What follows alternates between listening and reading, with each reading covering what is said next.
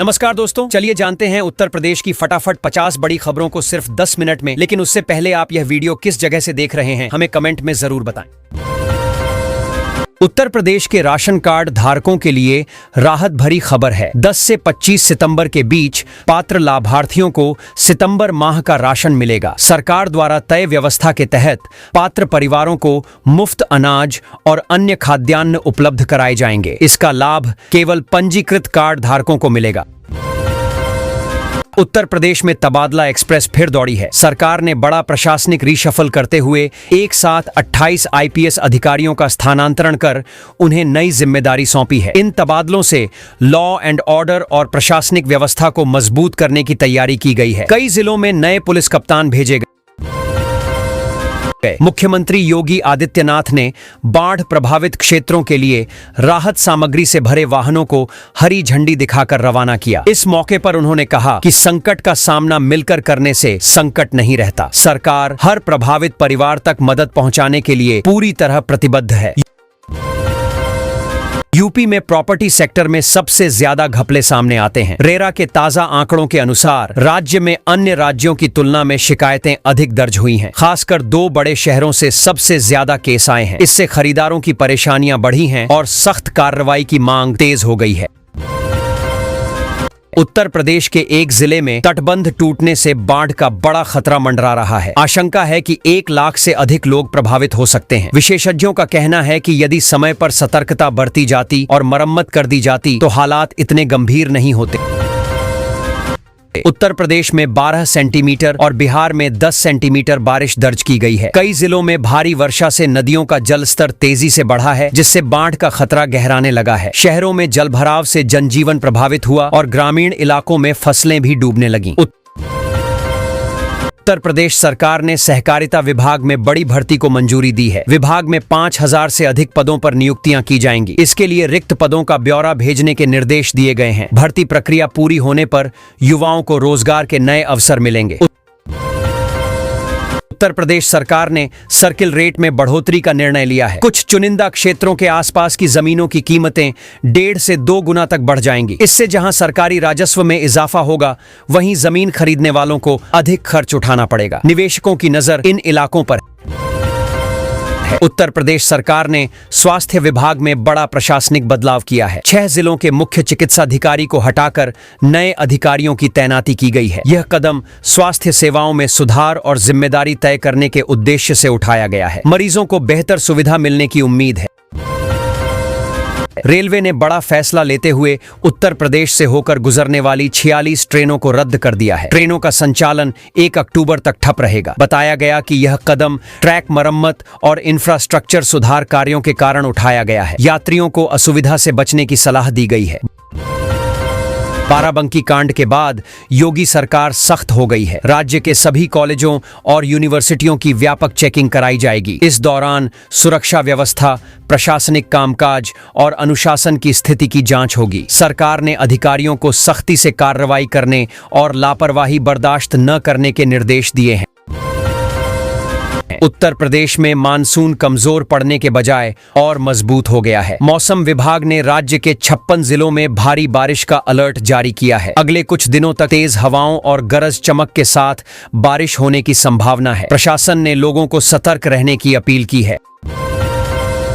उत्तर प्रदेश विद्युत नियामक आयोग ने बिजली दरों को लेकर बड़ा बदलाव किया है। अब बिल प्रति यूनिट नहीं बल्कि प्रति मेगावाट आधार पर जारी होगा। इस नई व्यवस्था से औद्योगिक उपभोक्ताओं पर असर पड़ेगा। आयोग का दावा है कि इससे बिजली आपूर्ति व्यवस्था पारदर्शी होगी और उपभोक्ताओं को बेहतर सुविधा मिलेगी।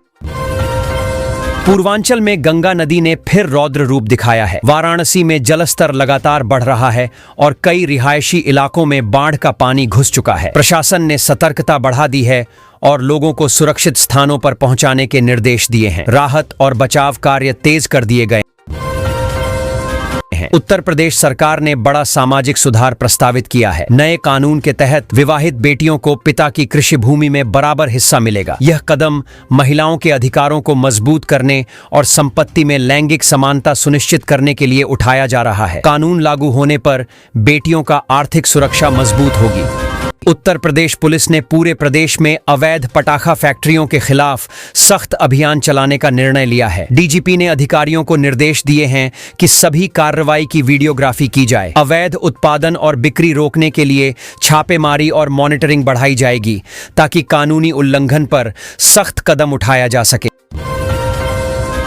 उत्तर प्रदेश में बिजली क्षेत्र में बड़ा बदलाव हुआ है। पहली बार ट्रांसमिशन चार्ज प्रति मेगावाट प्रति माह तय किया गया है। इसके तहत ओपन एक्सेस उपभोक्ताओं को अब 26 पैसे प्रति यूनिट के हिसाब से भुगतान करना होगा। इससे बिजली वितरण में पारदर्शिता बढ़ेगी और औद्योगिक उपभोक्ताओं के लिए स्पष्ट दर तय होगी। उत्तर प्रदेश सरकार ने बड़ी घोषणा की है। राज्य में कई क्षेत्रों की जमीन की कीमतें बढ़ाई जाएंगी, जिससे खरीदारों को अधिक खर्च करना पड़ेगा। नए आदेश के अनुसार सर्किल रेट बढ़ाकर जमीन की वास्तविक बाजार कीमत के करीब लाया जाएगा। इससे सरकारी राजस्व में भी इजाफा होगा। उत्तर प्रदेश के एक जिले में भारी बारिश और बाढ़ के कारण 12वीं तक के सभी स्कूल आज भी बंद रहेंगे। साथ ही कॉलेजों में भी छुट्टी घोषित की गई है। प्रशासन ने लोगों से सुरक्षित रहने और जोखिम वाले क्षेत्रों में न जाने की अपील की है। फर्रुखाबाद में रोडवेज कर्मचारियों के लिए पीईटी परीक्षा ने खुशियों की बहार ला दी। 2 दिन की परीक्षा में कर्मचारियों ने लाखों रुपए की कमाई की। इस अवसर ने न केवल आमदनी बढ़ाई बल्कि कर्मचारियों के उत्साह और प्रोत्साहन में भी इजाफा किया। कानपुर में बादलों ने जोरदार बारिश की झड़ी लगाई। मात्र 1.5 घंटे में 38.7 मिलीमीटर पानी बरस गया, जिससे कई इलाकों में जलभराव और ट्रैफिक प्रभावित हुआ। मौसम विभाग ने अगले कुछ घंटों में और बारिश की संभावना जताई है। नागरिकों को सतर्क रहने की सलाह दी गई है। बाराबंकी में सरयू नदी का जलस्तर लाल निशान से 13 सेंटीमीटर नीचे पहुंच गया है। इससे आसपास के कई गांवों में बाढ़ और जलभराव का खतरा बढ़ गया है। अधिकारी सतर्क हैं और संभावित संक्रमण को रोकने के लिए स्वास्थ्य एवं राहत कार्यों को तुरंत सक्रिय कर दिया गया है। उत्तर प्रदेश सरकार ने सहकारिता विभाग की संस्थाओं में बड़ी भर्ती की मंजूरी दी है। कुल 12,500 पदों पर नियुक्तियां की जाएंगी। अधिकारियों को निर्देश दिए गए हैं कि वे सभी रिक्त पदों का विस्तृत ब्यौरा भेजें। भर्ती प्रक्रिया के बाद युवाओं को रोजगार के नए अवसर मिलेंगे। इस बार रामनगरी में 26 लाख से अधिक दीपों की रोशनी से शहर जगमग होगा। इस आयोजन का उद्देश्य नया वर्ल्ड रिकॉर्ड बनाना है। लोग उत्सव के लिए सजावट और कार्यक्रम का आनंद लेने के लिए तैयार हैं। प्रशासन ने सुरक्षा और व्यवस्था के लिए विशेष इंतजाम किए हैं। उत्तर प्रदेश में 1,68,000 शिक्षा मित्र और अनुदेशक राहत की उम्मीद में हैं। मुख्यमंत्री योगी आदित्यनाथ की हालिया घोषणा ने उनकी आशाओं को बढ़ाया है। सरकार की ओर से किए जाने वाले फैसले से इन शिक्षा कर्मियों के भविष्य और रोजगार की स्थिति मजबूत होने की संभावना है। कल यूपी के इस जिले में मुख्यमंत्री योगी आदित्यनाथ पहुंचेंगे। उनका प्रवास लगभग 50 मिनट का रहेगा। पुलिस और प्रशासन ने सुरक्षा और व्यवस्थाओं को लेकर तैयारी शुरू कर दी है। इलाके में सुरक्षा बल तैनात किए जा रहे हैं और यातायात व्यवस्था भी दुरुस्त की जा रही है। यूपी का एक पुलिस थाना 37 सालों से किसी भी मामले में FIR दर्ज नहीं करता। यहाँ के लोग आपसी समझौते और बातचीत के जरिए विवाद सुलझाते हैं। पुलिस का कहना है कि स्थानीय सामाजिक परंपराओं और आपसी मेलजोल की वजह से मामले अदालत तक नहीं जाते और शांति बनी रहती है। यूपी में बाढ़ ने भारी तबाही मचाई है। सैकड़ों गांव पानी में डूबकर टापू जैसे हो गए हैं। लाखों लोग प्रभावित हुए हैं। आगरा और मथुरा में कॉलोनियों में पानी भर गया है। प्रशासन राहत और बचाव कार्यों में जुटा हुआ है। प्रभावितों को सुरक्षित स्थानों पर पहुंचाया जा रहा है। यूपी में मानसून 3 दिनों के बाद राहत देगा। फिलहाल लखनऊ और कई जिलों में उमस का दबाव बना हुआ है। मौसम विभाग ने चेतावनी जारी की है कि अगले कुछ दिनों तक गर्म और उमस भरा मौसम रहेगा। आमजन को हाइड्रेशन और सावधानी बरतने की सलाह दी गई है। यूपी के शिक्षकों को दिवाली से पहले कैशलेस चिकित्सा सुविधा का लाभ मिलेगा। इस योजना के तहत इलाज का खर्च सीधे कवर होगा और उनके वेतन से कोई पैसा नहीं कटेगा। सरकार की यह पहल शिक्षकों के लिए वित्तीय सुरक्षा और स्वास्थ्य सुविधाओं में राहत साबित होगी। यूपी में मौसम बदल रहा है। अगले कुछ दिन यानी 11 सितंबर तक धूप और उमस लोगों को परेशान करेगी। वहीं कई नदियां अभी भी बाढ़ के उफान पर हैं, जिससे इलाके में जल स्तर उच्च बना हुआ है। प्रशासन ने सतर्कता बरतने और जल निकासी उपाय सुनिश्चित करने के निर्देश दिए हैं। यूपी के इस शहर के ग्रामीण इलाकों में जमीन की कीमतों में अचानक उछाल आया है। इसके साथ ही फ्लैट और आवासीय प्रॉपर्टी की कीमतें भी बढ़ गई हैं। रियल एस्टेट विशेषज्ञों के अनुसार बढ़ती मांग और इंफ्रास्ट्रक्चर विकास इसके मुख्य कारण हैं।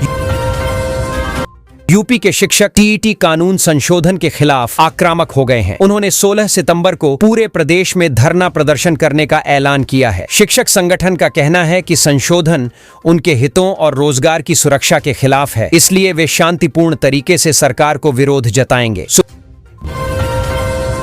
सुप्रीम कोर्ट के आदेश के बाद आवारा कुत्तों को खाना खिलाने के लिए विशेष स्थान तय किए जाएंगे। इसके लिए नई गाइडलाइन जारी की गई है। नागरिकों को अब निर्दिष्ट स्थानों पर ही कुत्तों को खाना देना होगा, ताकि सार्वजनिक स्थलों में स्वच्छता बनी रहे और संघर्ष की स्थिति न उत्पन्न हो। नोएडा में बाढ़ से प्रभावित लोगों के लिए प्रशासन ने राहत कार्य शुरू कर दिया है। डीएम ने प्रभावितों को सुरक्षित स्थानों पर पहुंचाने, पानी निकासी और प्राथमिक आवश्यकताओं की व्यवस्था सुनिश्चित करने के कदम उठाए हैं। राहत शिविरों और बचाव टीमों को तुरंत सक्रिय कर दिया गया है। उत्तर प्रदेश में परिवहन सेवाओं में बड़ा बदलाव होने जा रहा है। अब बसों और अन्य सरकारी वाहनों की सेवाएं डिजिटल और कैशलेस होंगी। यात्री सिर्फ 30 रुपए में कई सुविधाओं का लाभ ले सकेंगे, जैसे टिकट बुकिंग, यात्रा की जानकारी और सुरक्षा सेवाएं। इससे यात्रा सरल, सस्ती और सुरक्षित बन जाएगी।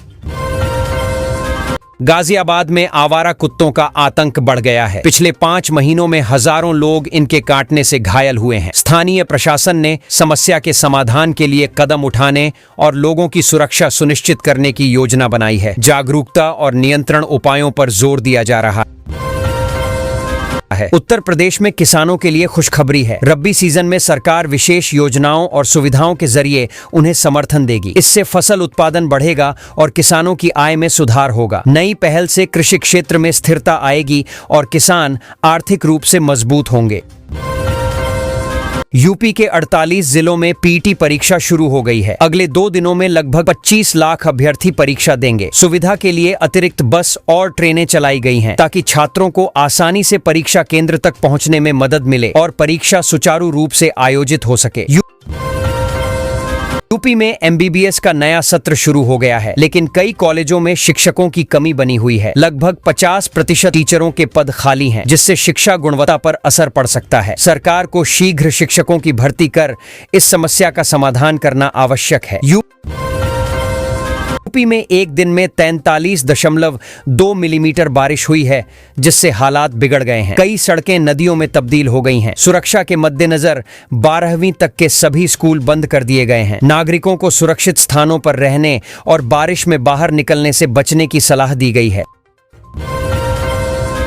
यूपी में 100 करोड़ रुपए से अधिक निवेश करने वाली कंपनियों को सिर्फ 15 दिन में जमीन आवंटित की जाएगी। इस प्रक्रिया को निवेश मित्र के माध्यम से आसान और तेज बनाया गया है। इससे निवेश बढ़ेगा और प्रदेश में उद्योग एवं रोजगार के अवसरों को मजबूती मिलेगी। यूपी में लखनऊ, गाजियाबाद, अयोध्या समेत कई शहरों के बस स्टेशन आधुनिक बनाए जाएंगे। इसके लिए पीपीपी मॉडल से 2700 करोड़ रुपए का निवेश हुआ है। परियोजना से यात्रियों को बेहतर सुविधाएं और सुव्यवस्थित परिवहन मिलेंगे। साथ ही शहरों का इंफ्रास्ट्रक्चर भी मजबूत होगा। यूपी में त्योहारों के दौरान यात्रियों की सुविधा के लिए विशेष ट्रेनें चलेंगी। 4 दुर्गा पूजा स्पेशल ट्रेनें 29 सितंबर से सेवा में आएंगी। ये ट्रेनें भीड़ और यात्रा की कठिनाइयों को कम करने में मदद करेंगी, जिससे त्योहारों के समय लोगों को राहत मिलेगी। यूपी में योगी सरकार जल्द ही एक बड़ा फैसला लेने जा रही है। इसके तहत शादीशुदा बेटियों को भी उनके पिता की जमीन में बराबर का हिस्सा मिलेगा। यह निर्णय बेटियों के अधिकारों को सुनिश्चित करने और महिलाओं को संपत्ति में हिस्सेदारी देने की दिशा में अहम कदम माना जा रहा है। यूपी पुलिस सब इंस्पेक्टर भर्ती के लिए आवेदन की विंडो जल्द ही बंद होने वाली है। 4500 से ज्यादा पदों के लिए इच्छुक उम्मीदवार अब जल्द आवेदन करें। उम्मीदवारों को समय रहते ऑनलाइन फॉर्म भरकर अपनी योग्यता और दस्तावेजों की जांच करानी होगी।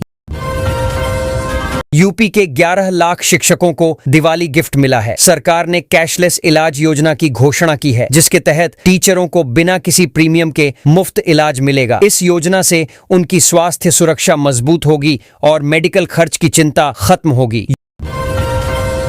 यूपी रेरा में अब तक 58,000 से अधिक शिकायतें दर्ज हुई हैं। नोएडा पहले और लखनऊ दूसरे नंबर पर हैं। इनमें से 50,000 से ज्यादा शिकायतों का निस्तारण किया जा चुका है, जिससे रियल एस्टेट खरीदारों को राहत मिली है और उद्योग में पारदर्शिता बढ़ी है।